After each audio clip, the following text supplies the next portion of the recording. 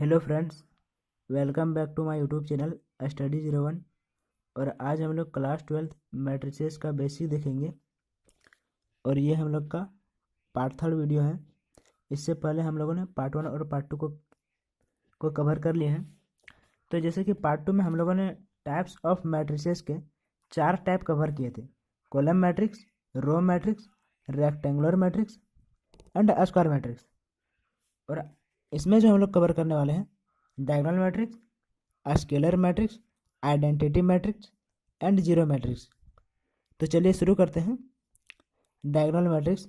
Diagonal matrix को समझने से पहले हम लोग को स्क्वायर मैट्रिक्स समझना जरूरी हो जाता है। तो चलिए सबसे पहले हम लोग स्क्वायर मैट्रिक्स को समझ लेते हैं।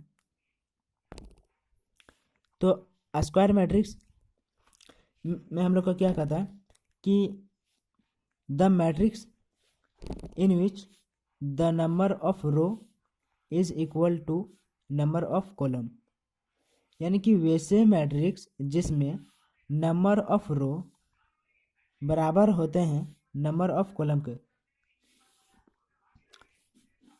उसे ही हम लोग स्क्वायर मैट्रिक्स कहते हैं। तो एग्जांपल हम लोग देख लेते हैं। जैसे कि हम लोग का फर्स्ट एग्जांपल है 2 3 8 9। अगर इसमें हम लोग का रो देखा जाए तो इसमें हम लोग का रो कितना है? रो हम लोग किसको कहते हैं? हॉरिजॉन्टल वाले को, यानी कि ये हम लोग का फर्स्ट रो, ये हम लोग का क्या हो जाएगा? Second row. उसी तरह हम लोग का ये वाला क्या हो जाएगा? First column. ये वाला सेकंड कॉलम। यानी कि हम लोग का रो और कॉलम, इसके ऑर्डर कितने हैं? 2 × 2। ये रो, ये कॉलम। तो इसमें हम लोग का क्या है? रो और कॉलम बराबर है, यानी कि ये हम लोग का क्या होगा? स्क्वायर मैट्रिक्स होगा। उसी तरह हम लोग का और एक एग्जांपल देख लेते हैं कि हम लोग का ये वाला स्क्वायर मैट्रिक्स है। तो चेक कर लेते हैं कि रो रो हम लोग का इसमें कितने हैं? 3। First row, second row and third row. और कॉलम कितने हैं? First column, second column, third column. यानी कि हम लोग का इसमें रो कितने हैं? 3। और कॉलम भी कितने हैं? 3। यानी कि ये हम लोग का क्या है? एक स्क्वायर मैट्रिक्स है। और एक एग्जांपल देख लेते हैं। इसमें हम लोग का रो कितने हो जाएंगे? First row, second row, third row and fourth row. और column, first column, second column, third column, fourth column. यानी कि ये भी हम लोग का क्या है? एक स्क्वायर मैट्रिक्स है। तो स्क्वायर मैट्रिक्स हम लोग कहते हैं किसको है? कि वैसे मैट्रिक्स जिसमें number of row number of row number of column के बराबर होते हैं, उसे हम लोग स्क्वायर मैट्रिक्स कहते हैं। तो चलिए अब हम लोग इसका नेक्स्ट टाइप्स देखते हैं। Diagonal matrix.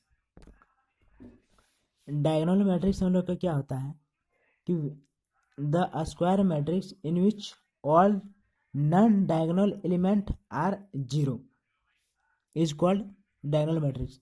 यानी कि वैसे स्क्वायर मैट्रिक्स जिसमें सभी नॉन डायगोनल एलिमेंट जीरो होते हैं, उससे हम लोग डायगोनल मैट्रिक्स कहते हैं। तो इसमें हम लोग का नॉन डायगोनल एलिमेंट हम लोग किसको बोल रहा है? तो चलिए पहले उसको हम लोग देख लेते हैं। इसमें हम लोग देखते हैं कि नॉन डायगोनल एलिमेंट किसको कहते हैं और डायगोनल एलिमेंट किसको कहते हैं। तो जिस एलिमेंट में आई और जे बराबर हो जाते हैं उसे हम लोग डायगोनल एलिमेंट कहते हैं। अगर इसमें हम लोग का मान लेते हैं कि कोई एलिमेंट दिया हुआ है और एलिमेंट का जो आई और जे है वो बराबर हो जाता है, तो उसे हम लोग डायगोनल मैट्रिक्स कहते हैं। जैसे कि ये 6 हो गया, तो ये हम लोग का 6 क्या हो जाएगा? इसके पहले रो देख लेते हैं। First row, second row, third row. यानी कि हम लोग आई कितने हो जाएंगे? आई बराबर 3। और इसमें हम लोग का जे कितने हो जाएंगे? हम लोग का आई किसको रिप्रेजेंट करता है? रो को। और जे किसको? कॉलम को। तो हम लोग को इसमें रो कितने हो जाएंगे? 3। और कॉलम कितने हो जाएंगे? 2। तो क्या आई और जे बराबर है? क्या नहीं है। यानी कि ये हम लोग का क्या हो जाएंगे? Non diagonal element. और डायगोनल एलिमेंट हम लोग का क्या होता है कि आई और जे बराबर होते हैं। जैसे कि हम लोग इसको देखते हैं 9 को। अगर 9 को हम लोग को देखा जाए तो ये हम लोग इसमें कौन रो में आता है? First row, second row. यानी कि हम लोग का आई बराबर कितना हो जाएगा? 2। एंड अगर जे देखा जाए तो कॉलम, ये कितने कॉलम में आते हैं? First column and second column. Third column यानी कि हम लोग का सेकंड कॉलम में आता है। तो जे हम लोग का इसमें कितने हो जाएंगे, 2। तो इसमें हम लोग का आई और जे क्या है, बराबर है, यानी कि ये हम लोग का क्या है, एक डायगोनल एलिमेंट में आता है। तो अगर इसी तरह देखा जाए तो जो 2 और 9 और जो 1 है ये हम लोग का डायगोनल एलिमेंट में आते हैं। और जो ये जो 3, 4, 8, 6, 2, 4 ये हम लोग का नॉन डायगोनल एलिमेंट में आते हैं। तो वही वाला यहाँ लिखे कि 2, 9, 1 जो है वो डायगोनल एलिमेंट के अंतर्गत आते हैं, और जो 3, 4, 8, 9, 2, 4 जो है वो हम लोग का नॉन डायगोनल एलिमेंट का अंतर्गत आते हैं। तो चलिए अब डायगोनल एलिमेंट्स को समझ लेते हैं, मतलब डायगोनल मैट्रिक्स को अब समझ लेते हैं।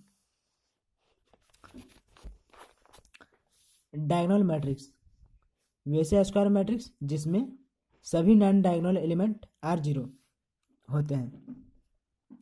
तो नॉन डायगोनल एलिमेंट हम लोग किसको बोल रहे हैं, जिसमें आई और जे बराबर नहीं होते हैं।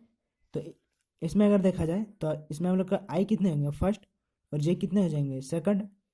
तो इसमें हम लोग का मतलब जे भी कितने होंगे, एक। तो इसमें हम लोग का आई और जे क्या होंगे, बराबर। अगर हम लोग का इसको देखा जाए तो ये हम लोग का आई जे, तो ये जो जीरो का बात कर रहे हैं तो ये हम लोग का जीरो कितने रो में आएंगे, फर्स्ट रो, सेकंड रो। तो ये हम लोग का ये जीरो हम लोग का कितने रो में आ रहा है, फर्स्ट रो में, यानी कि आई हम लोग का कितना 1, और जे कितने कॉलम में आ रहा है, ये फर्स्ट कॉलम सेकंड कॉलम, जे 2। तो ये हम यहाँ हम लोग आई और जे बराबर है क्या, नहीं है, यानी कि इसका मतलब ये हम लोग का क्या है, नॉन डायगोनल एलिमेंट, और ये हम लोग का जीरो है, यानी कि ये हम लोग का क्या हो जाएगा, डायगोनल मैट्रिक्स। इसी तरह हम लोग इसको भी देखते हैं, इसमें जो हम लोग का डायगोनल एलिमेंट है वो क्या है, 3 to 7, और जो नॉन डायगोनल एलिमेंट है वो हम लोग का क्या है, जीरो, यानी कि ये भी हम लोग का क्या है, एक डायगोनल मैट्रिक्स है। तो चलिए अब हम लोग इसके नेक्स्ट टाइप देखते हैं, स्केलर मैट्रिक्स। तो स्केलर मैट्रिक्स हम लोग का क्या होता है कि वैसे the diagonal matrix in which all element of diagonal are equal is called scalar matrix, यानी कि वैसे डायगोनल मैट्रिक्स जिसमें सभी एलिमेंट ऑफ डायगोनल, यानी कि डायगोनल के सभी एलिमेंट आर इक्वल बराबर होते हैं, उसे हम लोग स्केलर मैट्रिक्स कहते हैं। एग्जाम्पल देख लेते हैं, इसमें हम लोग का डायगोनल एलिमेंट के अंतर्गत कौन कौन आएंगे, ये और ये। तो ये और ये हम लोग का क्या है, इक्वल है, यानी कि ये हम लोग का क्या है, एक स्केलर मैट्रिक्स है। उसी तरह अगर इसमें देखा जाए तो इसमें हम लोग का जो डायगोनल एलिमेंट के अंतर्गत कौन कौन आएंगे, ये और ये और ये और ये हम लोग तीनों का क्या है, ये हम लोग का √3 है, यानी कि ये भी हम लोग का क्या हो जाएगा, एक स्केलर मैट्रिक्स। उसी तरह अगर इसमें देखा जाए तो इसमें हम लोग का जो 7, 7, 7, 7 है, ये हम लोग का क्या है, एक डायगोनल में है, और ये जो जीरो है वो हम लोग का क्या है, नॉन डायगोनल एलिमेंट, यानी कि ये भी हम लोग का क्या हो जाएगा, एक स्केलर मैट्रिक्स। अगर जनरल फॉर्म में देखा जाए तो कोई एलिमेंट दिया रहेगा, उसका ऑर्डर अगर m×m रहेगा, यानी कि नंबर ऑफ रो और नंबर ऑफ कॉलम यहाँ पर क्या है, बराबर है, इसलिए m×m लिखे, नहीं तो हम लोग का m×n लिखते अगर बराबर नहीं होता तो जो i, अगर i बराबर j नहीं होगा तो हम लोग उस वक्त हम लोग का क्या होगा, जीरो होगा एलिमेंट। और जब हम लोग का i बराबर j होगा तो हम लोग का एलिमेंट क्या होगा, k, यानी कि कोई भी कांस्टेंट। ये इसको हम लोग जनरल में देखते हैं, ये हम लोग का एग्जाम में ऑब्जेक्टिव क्वेश्चन में दे देता है। तो चलिए अब हम लोग इसके अगले टाइप्स देखते हैं, मैट्रिसेस का अगले टाइप्स, आइडेंटिटी मैट्रिक्स। तो आइडेंटिटी मैट्रिक्स हम लोग किसे कहते हैं, the square matrix in which all element of diagonal is 1, यानी कि वैसे स्क्वायर मैट्रिक्स जिसमें डायगोनल के सभी एलिमेंट 1 होते हैं, उसे हम लोग आइडेंटिटी मैट्रिक्स कहते हैं या यूनिट मैट्रिक्स कहते हैं। जैसे कि हम लोग का इसमें देख सकते हैं कि डायगोनल एलिमेंट में हम लोग कितना है, 1, यानी कि ये हम लोग का क्या है, एक आइडेंटिटी मैट्रिक्स है। उसी तरह हम लोग इसमें देख लेते हैं, इसमें भी हम लोग का जो डायगोनल में है वो हम लोग का क्या है, एक एक एक यानी कि इक्वल है, यानी कि ये भी हम लोग का एक आइडेंटिटी मैट्रिक्स होगा। अगर इसको हम लोग जनरल में देखते हैं तो मान लेते हैं कि कोई मैट्रिक्स दिया हुआ है और उसके अंदर एलिमेंट है, उसके जो ऑर्डर होंगे m into m. M into m क्यों? क्योंकि जो इसके नंबर ऑफ रो और नंबर ऑफ कॉलम जो है वो बराबर होते हैं। और ये जो हम लोग का एलिमेंट होंगे वो हम लोग का वन होंगे। कब होंगे? जब आई बराबर जे होंगे। और जब आई बराबर जे नहीं होंगे तब हम लोग का जो एलिमेंट होंगे वो हम लोग का क्या हो जाएंगे? जीरो। ये हम लोग का क्या, इसको हम लोग जनरल में देखते हैं। तो चलिए अब हम मैट्रिसेस के नेक्स्ट टाइप देख लेते हैं, zero matrix. Zero matrix, zero matrix हम लोग किसको कहते हैं? कि वैसे मैट्रिक्स जिसमें सभी एलिमेंट जीरो होते हैं। जैसे कि हम लोग एग्जांपल में देख सकते हैं, इसमें एलिमेंट कितने हैं? जीरो। इसके सारे एलिमेंट कितने हैं? जीरो। इसके भी सारे एलिमेंट कितने हैं? जीरो। यानी कि ये हम लोग का क्या हो जाएगा? एक zero matrix. The matrix in which all element are zero, यानी कि वैसे मैट्रिक्स जिसमें सभी एलिमेंट जीरो होते हैं, उसे हम लोग क्या कहते हैं? Zero matrix. तो चलिए अब हम लोग ये जान लेते हैं, जैसे कि हम लोग का दो मैट्रिक्स दिया हुआ है, एक ए दूसरा बी। तो हम लोग इसको इक्वल कब कहेंगे? तो उसी को हम लोग इक्वालिटी ऑफ मैट्रिसेस कहते हैं, यानी कि मैट्रिक्स का इक्वल। हम लोग दो मैट्रिसेस को इक्वल कब कर सकते हैं? तो उसके लिए कंडीशन है, फर्स्ट कंडीशन जो है वो है कि if the order of both matrices is same.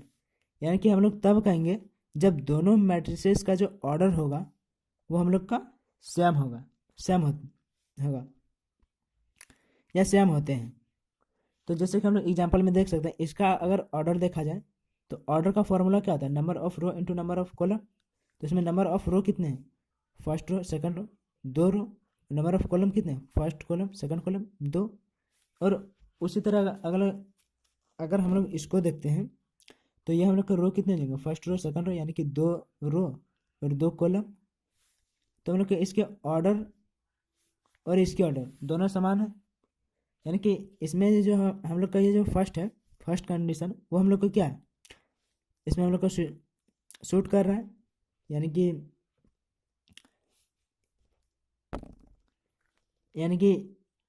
ये जो हम लोग का कंडीशन है इस पर अप्लाई हो रहा है। और अब हम लोग दूसरा कंडीशन देख लेते हैं कि each element of A is equal to the corresponding element of B. यानी कि जो बी का कॉरस्पॉन्डिंग एलिमेंट होगा वो ए के प्रत्येक एलिमेंट के बराबर होगा। यानी ये भी हम लोग को क्या हो रहा है कि मैट्रिसेस, यानी कि जो बी के कॉरस्पॉन्डिंग बी मैट्रिक्स के जो कॉरस्पॉन्डिंग एलिमेंट होंगे वो ए मैट्रिक्स के सभी एलिमेंट के बराबर होंगे। तो क्या हम लोग इस पर उसका अप्लाई कर पा रहे हैं? तो चलिए देखते हैं। इसमें जो बी का कॉरस्पॉन्डिंग एलिमेंट है, बी के कॉरस्पॉन्डिंग एलिमेंट में हम लोग को कौन कौन, अगर यहाँ टू है तो यहाँ टू, यहाँ थ्री तो यहाँ भी थ्री, यहाँ जीरो, यहाँ भी जीरो, यहाँ वन, यहाँ वन। यानी कि ये हम लोग का क्या क्या हो रहा है कि बी का जो कॉरस्पॉन्डिंग एलिमेंट है वो ए के इक्वल है। यानी कि ये इसको हम लोग क्या कर सकते हैं? Equality of matrices. तो अब हम लोग इसको देख लेते हैं, क्या हम लोग का ये इक्वालिटी ऑफ मैट्रिक्सेस है? यानी कि ये और ये जो मैट्रिक्स है, क्या हम लोग इसको इक्वल कर सकते हैं? तो देखते हैं, यह जो बी का जो करस्पॉन्डिंग एलिमेंट है क्या है? 4032। और ए में हम लोग का क्या है? 4032। यानी कि ये हम लोग का क्या हो जाएगा? इक्वल मैट्रिक्स हो जाएगा। तो चलिए नेक्स्ट देखते हैं, क्या हम लोग का ये इक्वल मैट्रिक्स होगा? तो चलिए देख लेते हैं, 327278 937। और इसमें भी वही वाला है, यानी कि ये और ये जो हम लोग का क्या हो जाएगा? इक्वल मैट्रिक्स हो जाएगा। और अब हम लोग देखते हैं कि जो 2932 और इसमें 4962, तो क्या हम लोग का ये इक्वल मैट्रिक्स है? तो जो बी के कॉरस्पॉन्डिंग एलिमेंट है वो ए के बराबर नहीं है।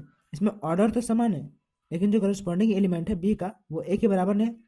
जैसे कि देख सकते हैं कि यहाँ हम लोग का 4 है, तो यहाँ भी हम लोग का 4 होना चाहिए, लेकिन यहाँ हम लोग का कितना है 2, यानी कि ये हम लोग का क्या है इक्वल मैट्रिक्स नहीं है, यानी कि इसको हम लोग इक्वल मैट्रिक्स नहीं कर सकते दोनों को। तो अब हम लोग ये देख लेते हैं इसको, इसमें 2 4 3 8, इसमें 2 4 3 8, तो क्या अब हम लोग इसको कर सकते हैं इक्वल मैट्रिक्स? तो इसको हम लोग इक्वल मैट्रिक्स नहीं कर सकते हैं। क्यों नहीं कर सकते? क्योंकि जो बी का जो इसका जो करस्पॉन्डिंग एलिमेंट है वो इसके इक्वल नहीं है, क्योंकि अगर इक्वल होता तो यहाँ हम लोग का 8 है, तो यहाँ भी हम लोग का 8 होना चाहिए। ऐसा नहीं कि इसमें 2 4 3 8 है, इसमें भी 2 4 3 8 है, तो ये इक्वल हो जाएंगे। इसके करस्पॉन्डिंग में होना चाहिए, यानी कि जो यहाँ पर अगर 8 है तो यहाँ भी हम लोग का 8 ही होना चाहिए।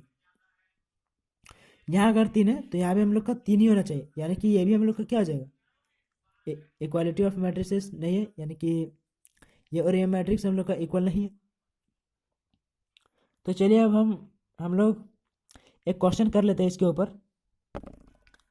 हम लोग का जो क्वेश्चन है कि find the value of x y and z if both matrices are equal, यानी कि ये क्वेश्चन बोल रहा है कि एक्स वाई जेड का मान निकाले यदि दोनों मैट्रिसेस जो है इक्वल है। तो जब हम लोग का दो मैट्रिक्स अगर इक्वल होता है तो हम लोग का क्या होता है, इसके बी का जो करस्पॉन्डिंग एलिमेंट होता है वो ए के बराबर होता है, यानी कि हम लोग का यहाँ से क्या हो जाए एक्स बराबर कितना निकल जाएगा 2, वाई बराबर कितना 9 और जेड बराबर कितना 7। तो हम लोग का एक्स वाई जेड का मान निकल गया, एक्स का मान 2, वाई का मान 9, जेड का मान 7।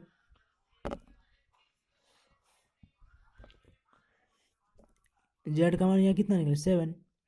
तो ये हम लोग का क्वेश्चन क्या हो गया, सॉल्व हो गया। आई होप कि आपको ये वीडियो पसंद आया होगा। यदि आपको पसंद आया तो लाइक कर देना, और अगर चैनल में नए हो तो सब्सक्राइब कर देना, ताकि हमारी वीडियो का जो नोटिफिकेशन है वो आपको सबसे पहले मिल सके। तो जो आज का लेक्चर होता है वो यहीं से ख़त्म होता है। तो हम लोग जो नेक्स्ट लेक्चर में देखेंगे वो हम लोग का एक्सरसाइज 3.1 रहेगा, उसको हम लोग फुल सॉल्व करेंगे पूरी तरीके से, मतलब उसको कम्प्लीटली सॉल्व करेंगे।